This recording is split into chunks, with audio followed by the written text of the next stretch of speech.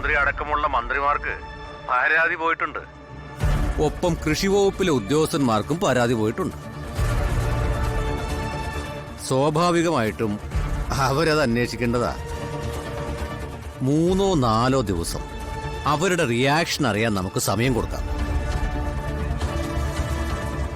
അതും കഴിഞ്ഞ് പ്രത്യേകിച്ചൊരു പ്രയോജനവും ഇല്ലെങ്കിൽ നമുക്കൊന്ന് ആഞ്ഞ് അടിക്കേണ്ടി വരും. അല്ല, അനന്തന്റെ നീക്കങ്ങൾ വളരെ സൂക്ഷ്മമാണെന്നുള്ളത് എനിക്കറിയാം. ഇനി എന്തായാലും രഹസ്യ നീക്കങ്ങളില്ല. നമ്മൾ ഈ ഒരേ രീതിയിൽ ചിന്തിക്കുന്ന കുറച്ച് സോഷ്യൽ മീഡിയക്കാരുടെ ഒരു ഗ്യാങ് ഉണ്ട്. ഞാൻ ഈ വിഷയം അവരുടെ മുമ്പിൽ പ്രസന്റ് ചെയ്തിരുന്നു. അവർക്കൊക്കെ ഈ കാര്യത്തിൽ എന്റെ നിലപാട് തന്നെയാ.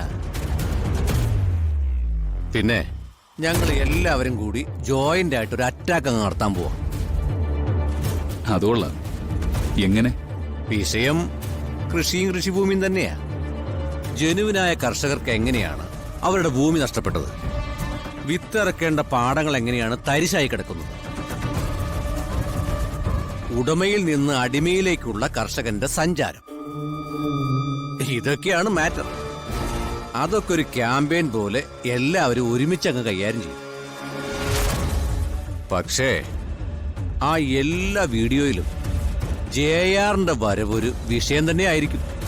ദാറ്റ് മീൻസ് മന്ത്രിമാർക്കായാലും ഉദ്യോഗസ്ഥന്മാർക്കായാലും JR-നെ തൊടാതെ പറ്റില്ല. ഇന്ന് JR-ന്റെ ബർത്ത്ഡേയാ. അപ്പുറത്തെ വീട്ടിൽ JR-ന്റെ പിറന്നാൾ ആഘോഷം നടക്കുക. Very good.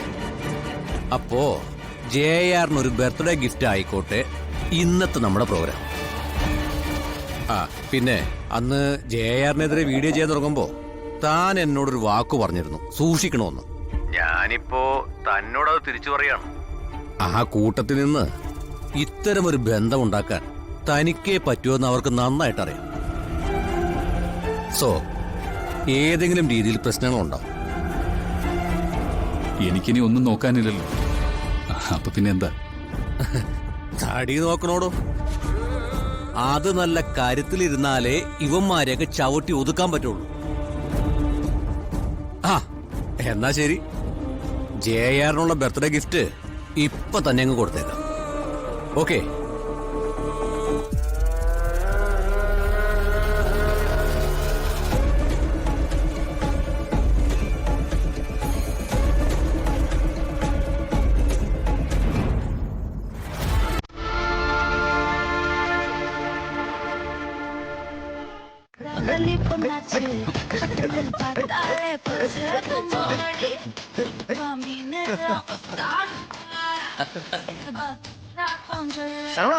ഇങ്ങോട്ട് പാടാ.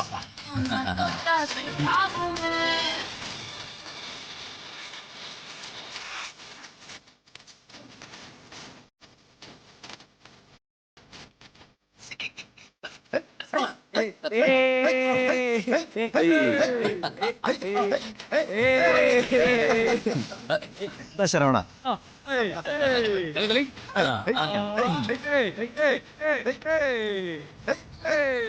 അങ്ങനെ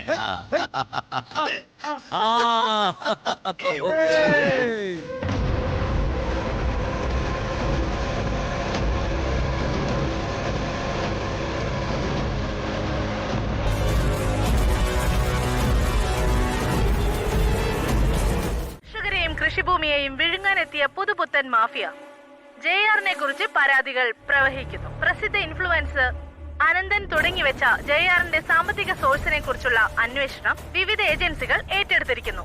ഇതിനിടെ മന്ത്രിതലത്തിലേക്കും മുഖ്യമന്ത്രി തലത്തിലേക്കും JR-നെ കുറിച്ചുള്ള പരാതികൾ പോയതായും സൂചന. എന്തു തന്നെയായാലും മണ്ണിൽ പണിയെടുക്കുന്ന കർഷകർക്ക് വേണ്ടിയുള്ള ഈ പ്രക്ഷോഭം വരും നാളുകളിൽ ചൂടുപിടിക്കാനാണ് സാധ്യത. വാർത്താശകലം അവസാനിച്ചു.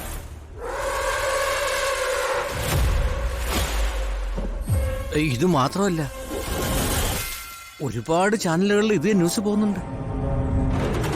അപകടമാണല്ലേ സ്വാമി? യെസ്. JR-ന്റെ കാല് ഹരിയുടെ ശ്വാസനാളത്തിലുണ്ട്. പക്ഷേ അവൻ വെറുതെ ഇരിക്കുമെന്ന് തോന്നുന്നില്ല. അതാണ് സൂചന. അന്വേഷണങ്ങൾ നടന്നോട്ടെ സ്വാമി. അതൊന്നും ഇവിടെ എത്താൻ പോകുന്നില്ല.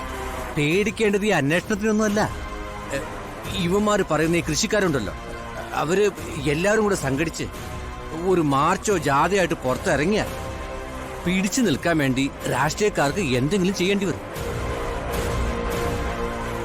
അവിടെയാണ് നമ്മൾ കുഴയാൻ പോകുന്നത്. സ്വാമിയുടെ അഭിപ്രായത്തില് ഇതെങ്ങനെ അവസാനിപ്പിക്കണ്ടേ?